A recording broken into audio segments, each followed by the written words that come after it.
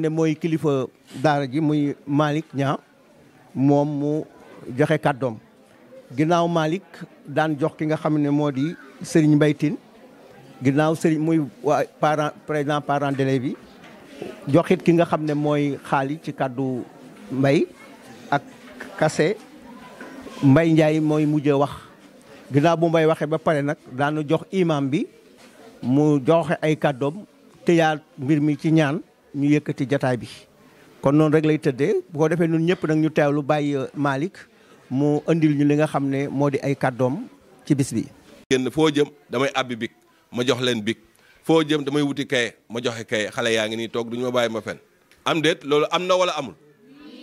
mu ngoog kon nga xam ne lii bu ñëwee dooleeku si loolu it daf ñuy gën a dimbali ren gii dese woon naa tuuti big dese woon naa tuuti kaye mais feebar bee ko fi bàyyi mais bu ko fi feebar bi bàyyilu woon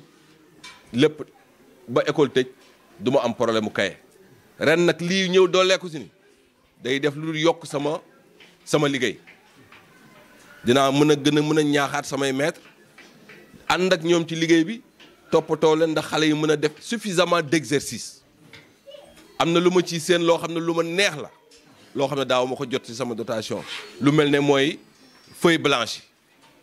dañu koy soxla trop composition bu jotee fu ne laay dugg des fois man maay génne sama poche lu tollook njëgu ñaari rames de papier wala bàyyi yuusu mii nga xam ne moom mooy dëkk ci dëkk bi di doomu dëkk bi génn ci poosam jënd ay feuilles ñu photocopier composition yi musuma laaj benn parent d'élève cotiser composition pour joxe ay feuilles musuma koo laaj. cotisation yi ma daan laaj ci école bi toog naa ñaari at ba ñetti at musuma koo laaj lu tax parce que école état bi daf ma daan jox subvention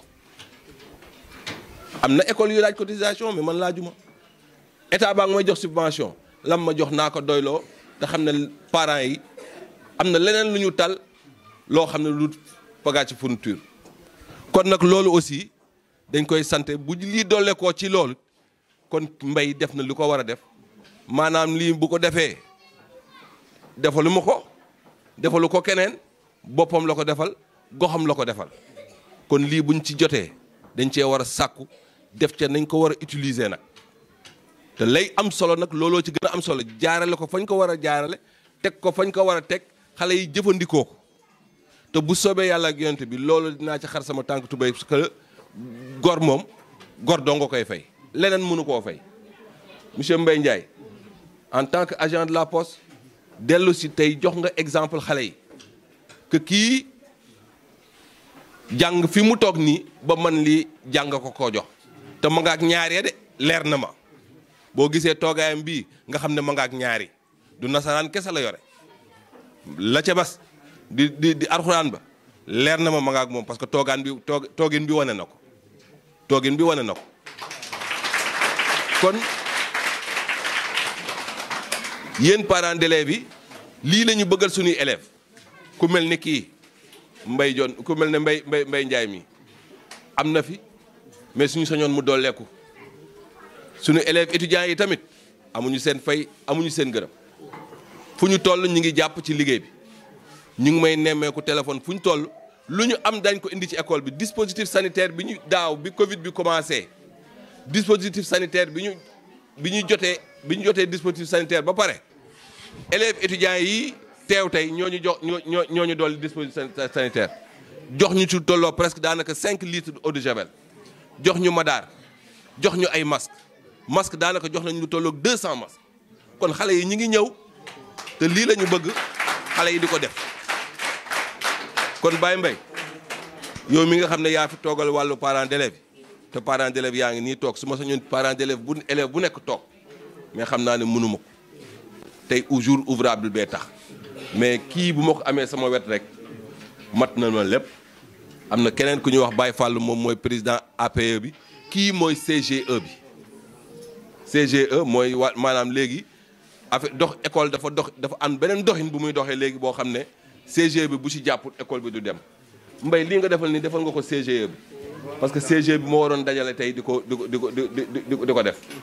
moo waroon wuti partenaire di ko def bu ñu toogee ba nit ñëw nag fekk ñu fu ñu toog ne ñu salaamaaleykum dama leen a bëgg a dimbali amuñu lu gërëm la sant la Mbaye lii nga def nii yàlla na la ko yàlla fay ci njaboot gii nga li ngi ci bëgg yàlla na la ko yàlla defal xanaa li may tëje rek mooy di dellu di sant sama collègue yi ñoom it aw ma seen pay ànd ak man te te duñu ma dóor loolu moom xale yaa ngi nii lu ñu mën ci ñoom daañ ko def. lii dañuy wax ne acte bu noble la ndax dañuy wax ne ñaar yi yoo yem muy xeex ak joxe saa yoo koy waaj rek doo ko def te monsieur Mbaye Ndiaye au nom de l'amicale la ñuy waxee ndax li ñu sax moom jàpp nañ ne duñ ci wax comme amicale bi la ñuy waxee jàpp nañ ne ñu ngi ci sa ginnaaw tey ak ëllëg ndax lii kat ñun ñi nga xamante ni école Samel la ñu jaar primaire ba jóge fi am suñuy lijaasa jàll feneen ñoo waroon di taxawaay yii ngir kat école bi li mu ñu defal ndax tey bu ñu mënee toog ba yëkkati discours mbara ñuy liir ci école bii la ñu ko amee ci école bii la ñu defee loolu kon lii ñun la waroon ñu ñëw di tete xale yi waaye di yëkkati li ñu am di leen ko jox waaye di sant ñi nga xamante nii ñoo fi nekk nga xamante nii kat jàngale dafa metti te xale yi daanaka bu ñuy jàng sax dañuy wax ne seen waajur yi xëj na toppatoo ba war ci ñoom duñu ko moon kon ñuy gën a soñ suñu yaay booy yi rek ci élèves yi nga xam ne ay tout tànk lañu ñu war leen di toppatoo ba ñu rafet xeeñal leen lu neex ñu ñëw ci ñi nga xam ne kat dañuy toog ñu yor leen suba 8 heures ba 13 heures nga xam ne dañuy ñëw team élève jàpp ci loxoom di ko jàngal nu muy bindee mbala taxaw ci tableau bi di ko expliquer pendant des trentaines de minutes kon war nañu leen a gën a jox cër war nañ leen a gën a jàppale waaye yéen tout temps yi muy élèves yi war ngeen a gën a góorgóorlu bu baax ngir bëgg jàng bi waaye jéem cee gën a góorgóorlu jéem cee gën a taxaw ndax lii kat yombul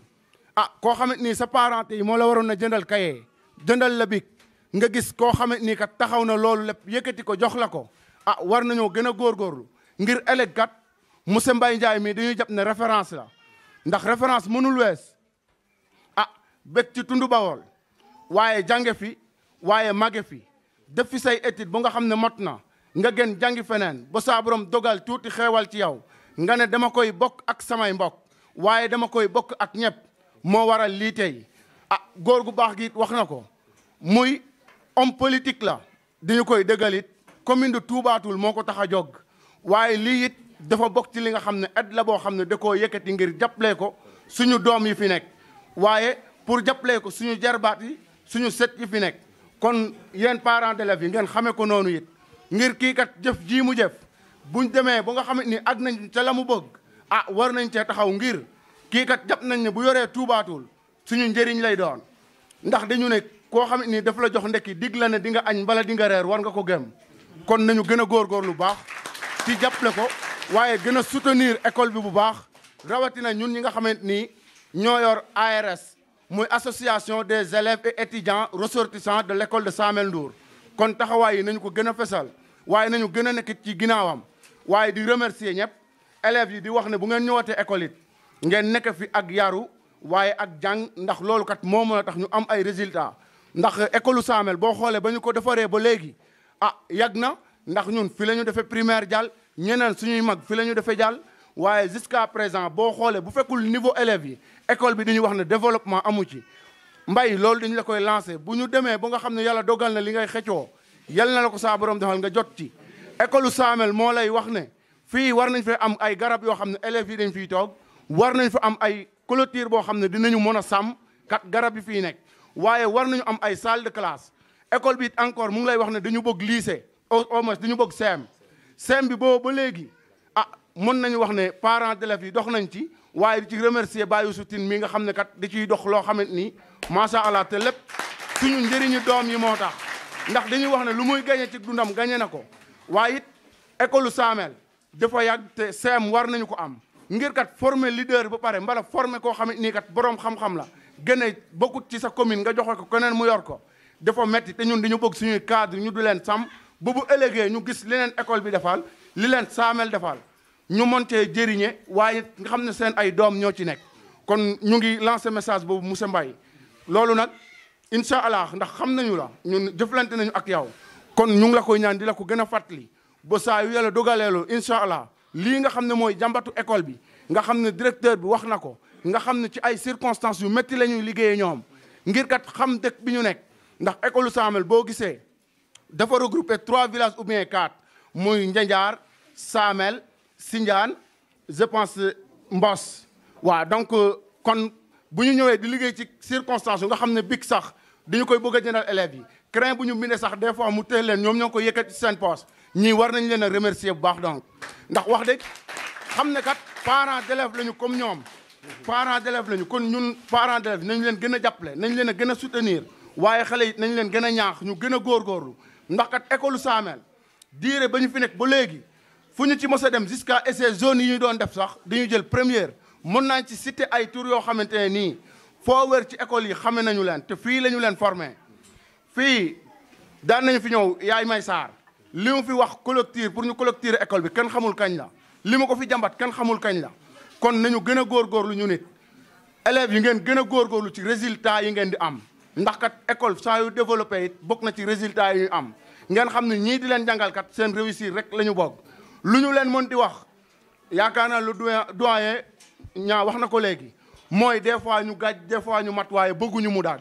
kon ku ñu ci dóor mbala ñu wax la nangam na nga xam ne sa réussir rek la man de ñi ma jàngal fii sant naa leen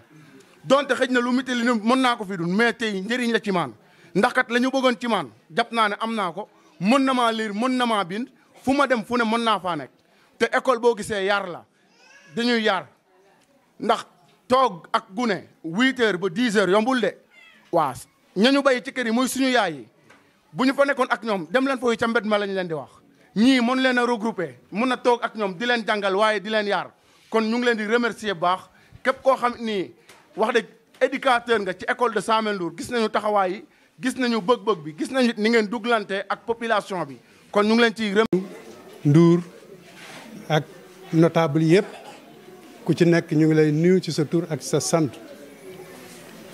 di ci teg aussi directeur école bi monsieur Niang nga xam ne tey jii moom moo ñu dalal permettre ñu mën a jaamu yàlla ci lii nga xam ne aussi mën nañ ko tudd jaamu yàlla lañ ko tudde kon mu ngi ko yombalalee parce que su fekkoon ne na suma école du ma ko def su boobaa aussi duñu ko mën a am occasion boobu di ci teg aussi suma dëkk ak suma délégation ji ñu àndal ñëpp di ci teg aussi encore jigéen ñeeg góor ñeeg notable yëpp ñi nga xamante ne ñoo fi teew am nañu ko fi wax sànq tey aussi peut-être yàlla baaxe nañu ñu nga féete Ndakaaru am nañu fay teranga waaye nit mënul am lu ëpp cosaanam fa mu jógee soo gisee kon tey jii ñu dugg ci politique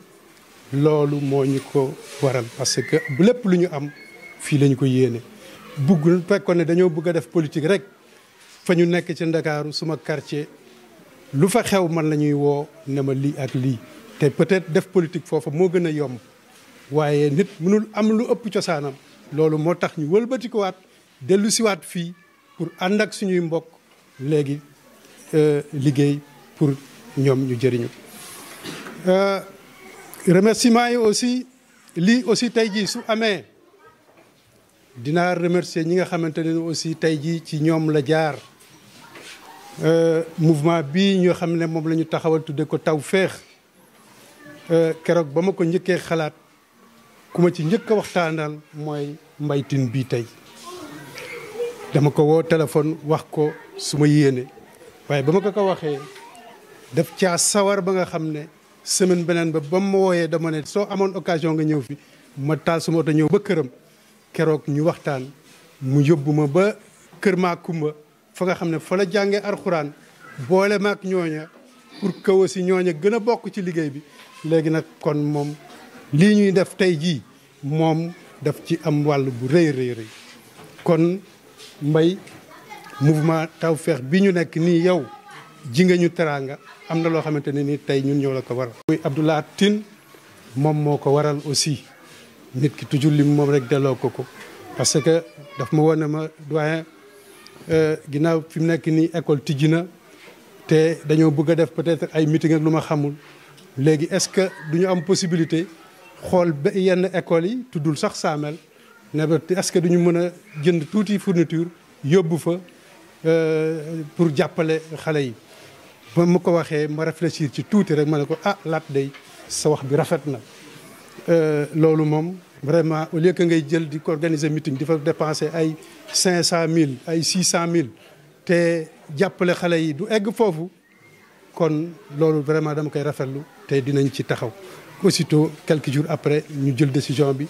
ñoo ànd jënd ñu génne suñu valeur bi peut-être 150000 tuuti na xeeb nañu ko lool léegi jënd ko ay matériel ñëw indi teg kon tey jii mbir boobu su amee yàlla ak Abdou Lat Pine mi ma bëggoon ngeen mayal ma ko loxo bu baax aussi.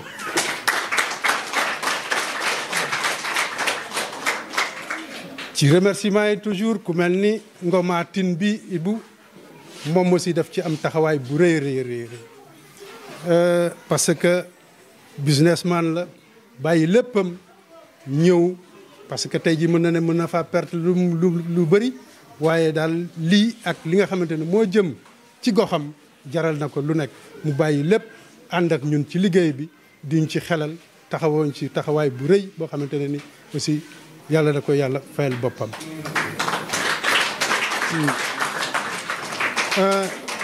kon ndimbal bi jàppale bi defuñu ko pour politique am na ci certes waaye nag aussi comme li ma wax sànq rek suñuy mbokk suñuy cosaan moom moo ñu ko jaral moo tax ñu wëlbati ko waat tey jii ñëw di leen sargal. jërëjëf xale yi donc loolu mooy nuyoo bi introduction bi am na yeneen problème yoo xamante ni aussi au niveau de Saamel ak feneen am na fa. am na fi problème lu mel ni case de santé bi problème mu case de santé bi lu ñu gis la Lat wax na fi problème mu clôture waaye comme li ma wax sànq rek tey mooy peut-être premier fu ñu tànn ne fii lañ koy commencé ñoom waxuñu ma ko de man maa choisir nekkoon nañ ko defee Saamel loolu aussi am na lu muy wund dafay wund suñu yéene dafay wund suñu cofeel dafay wund suñu gëm-gëm ci waa Saamel ak li ko wër yëpp pour que ñu xam ne suñu yéene ci ñoom am na commencement waaye amul fu mu yem. loolu nag aussi lu koy gën a waral xëy na li ñu bokk tool yi li bokk di demanteeg dikkante parce que aussi fii am nañu fi teraanga bu nekk suñu mbokk yëpp a ngi fi suma jabar ki may wàcceel fii la dëkk suma jabar ki may wàcceel fii la dëkk mooy Nogoy Jenn ak suma doomu bàjjen yi fi nekk ñoom Basak Njanjaar ak loolu aussi xañ na lu ciy joué la loo xamante ne ni facilité na ñu daal di tànn école Saamel def ko fi en premier lieu waaye daal li ci ëpp solo mooy suñu yéene ak suñu mébét ci goxu Saamel am na commencement waaye amul fu mu yem kon daal comme ni ñu ko waxee sànq rek ñu ngi sàkku ñu ci yéen ak parents yi nga xam ne ñoo fi teew ak sëriñ bi nga xam ne tey jii moo joxe ñaan bi imam bi pour que yàlla mu yombalal ñu li nga xamante ne moom la ñuy bëgg mu defalal ñu ko pour que suñu yéene ci gox bi ñu mën koo eggale. parce que je sais que pour une clôture pour case de santé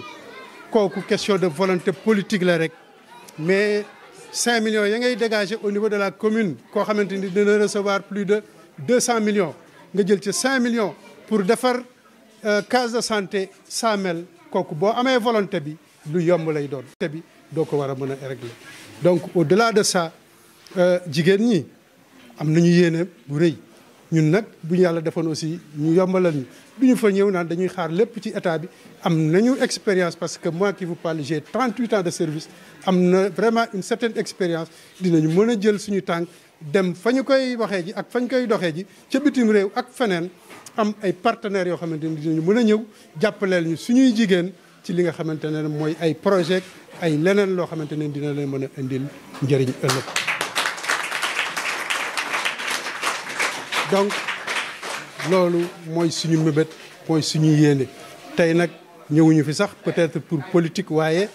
dañu ci occasionné wu rek pour loxaale loolu waaye daal li ci ëpp solo mooy tey jii xale yi ñu bëri wax nañ ko directeur rek ñoom ñëpp wax nañ ko xale yi ñoom moome bés bi tey donc ñun li ñu leen di ñaan mooy que ne seen jàng ngeen gën koo mën a gën cee góorgóorlu pour que demain aussi ngeen mën a tekki mën a toog place bi ñu toog tey ba yàlla baaxee ñu ndax jàng ba ñu mën a def lii yéen ngeen mën a def lu ko ëpp fuuf parce que je sais que c'est possible commune bi jàngale bi mën na ko waaye li ci des nag moom mooy seen volonté rek boo leen demee ca kër ya na ngeen di comporté woo ak boo leen ñëwee ci école bi naka ngeen di comporté woo jàpp jàng bi góorgóorlu ba ëllëg ngeen mën a tekki gën a mën a def lu ëpp fuuf li nga xamante ne ni tey jii moom la ñu te c'est fort possible donc boo leen ko gëmee rek jàpp ci jàng bi góorgóorlu donc loolu lépp dina sotti. donc daal encore une fois gërëm wax bi moom dañ koy résumer rek gërëm la ak sant mënoo lim ñëpp nag ku lim sax da ngay jum parce que ku mel ni Ibra ak ñoom Lamine ak ñoom ñëpp vraiment ak suma mais daal ku lim jum waaye daal ñu ngi gërëm ñëpp di sant ñëpp di ñaan yàlla nag aussi mi nga xamante ne mi ngi ñuy baaxee ñu mën a continuer parce que lii dañ ko commencé saamel rek waaye li ñu suñu yéene ak suñu bëgg-bëgg war nañu cibler lu tolloog peut-être 10 écoles parce que commune bi y a plus de 60 écoles mënoo ko def fépp waaye suñu ko defee ci peut-être une dizaine d'écoles saafanteeg ñoom peut-être format ba mën na changer bu fekkente ne école bi avancé na nga wax leen ñu parrainel la benn journée d'excellence nga ñëw ak say teraanga aussi jagleel leen ko donc loolu mooy suñu yéene mooy suñu bëgg-bëgg te dinañu ci dox te ngeen ñaan yàlla aussi ngeen ñaanal ñu pour que loolu yàlla yombal ko pour que daal te yàlla baaxeñ parce que aussi comme ni ko am na ko fi wax sànq rek tey jii si poste lañ koy jege waaye bu yàlla defoon tey nga nekk ca mairie ba yaa yore poste ñëpp moi je pense que lii moi je suis à Dakar gis naa ay école te foofu la gën a bëree yow ak ay mairie yoo xamante ne ni ñoom ñooy jël intégralement fourniture seen école day am dans tous les kii ñooy jël intégralement seen fourniture ak même les tenues yi nga xamante ne ni parfois dinañ leen ko solol donc loolu c'est du ressort de la mairie c'est des compétences transférées loolu aussi ñun bu ñu ko yàlla baaxee woon dinañu def le tout pour que école yi ak santé bi nga xamante ne moom la ñu jagleel mairie yi ñu def ca loo xamante ne nii ñëpp dinañu gis ne lii am na ci suñ ko deful ci suñu budget dinañu wut ay compétences yoo xamante ni dinañu jàppale pour que loolu mën a ànd donc ñu ngi gërëm ñëpp di sant ñëpp gudd na waaye nag daal ñu ngi gërëm ñëpp di sant ñëpp laat vraiment suñu xel sedd na Ngoma vraiment daal kontaan nañu yàlla na yàlla xeeb dolli yàlla nañu fi yàlla dajalewaat jërëjëf